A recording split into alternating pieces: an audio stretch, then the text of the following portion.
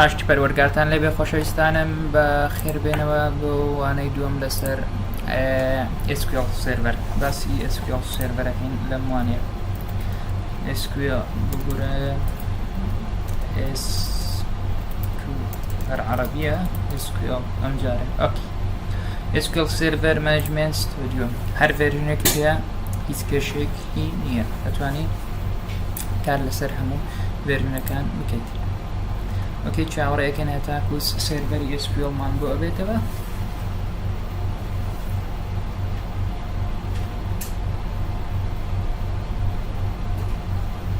اوكي ئەمە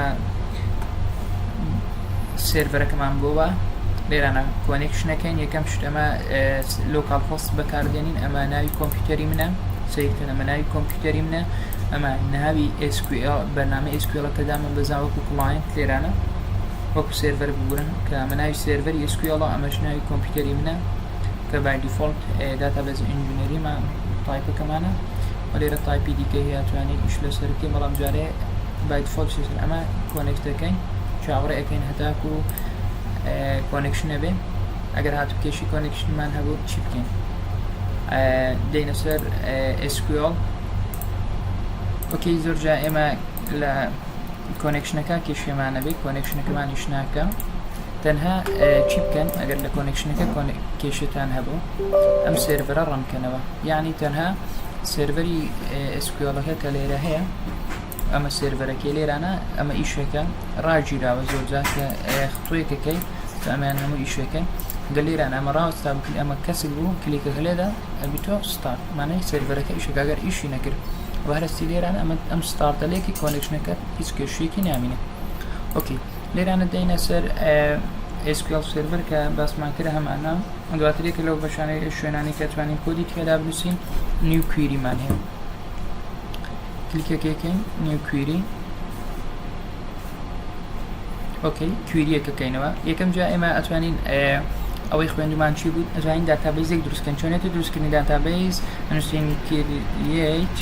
باشە داتابیز ناوی داتابیزەکەمان ئەنووسین stage 4 باشە ئەمە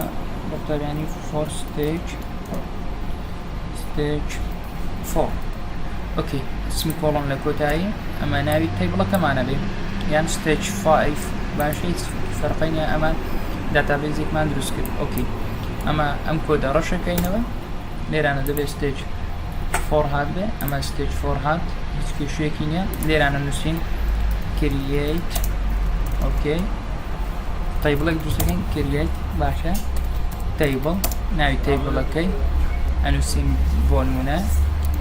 user اوكي ناوکەوانەی چکە ئەرەی ئێمە ئەرەی داخڵەکەین سیرکەن جەماعەت کە ئەرەیەکمان داخڵ کرد ئەبێ اسمی کۆڵۆندا ئەنێن لێرانە اوكي ئەمە user ئەنووسین بۆ نمونە ID چیە ئینتە اوكي full name باشە تێکستە اوكي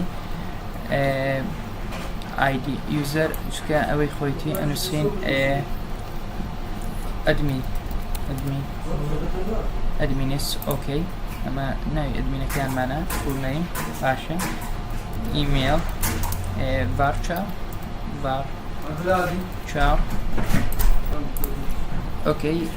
varcharەکەمان ئەکەینە ئەی ئەمە varchar بەڵام varchar ئەبی لێنگسەکەی بدەی لێنگسی تایپەکەی بۆ منە email بابوو زۆر گەورە بێت کاتە 50 اوكي ئەجارەی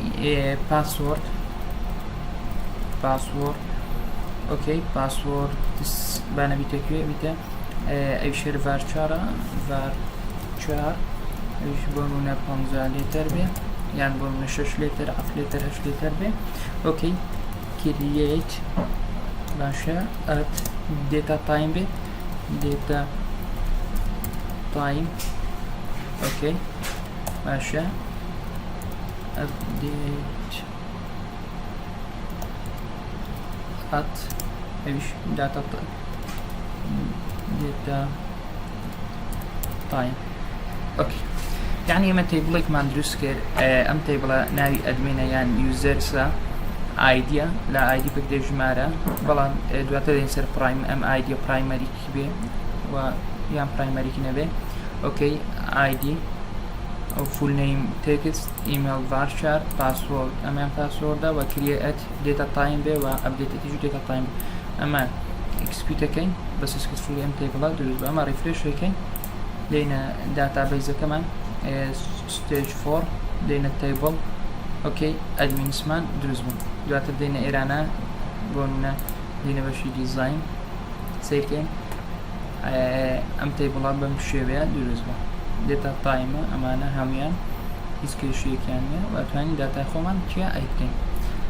لە وانەی دووەم کە باسی ئەمە بوو باسی چۆنێتی دروستکردنی تیبڵ بوو باسمان کردوە چۆنێتی داتابیزێک و ئەمیان بە تایپەکان ئەمە ئینتیجێرە ئۆکەی ئینت باشە ئەمیان ئینتیجێرە یعنی ژمارەیە ئەمیان تێکستە یعنی تێکستە ڤارچار یعنی تێکستێکە بەڵام دەبێ ئەمەن دێتە تایم یعنی ساعت و بەروار دەتوانین داخلین گەرکلی کەسن دێتە تایپ داتە تایمەکە ئەمە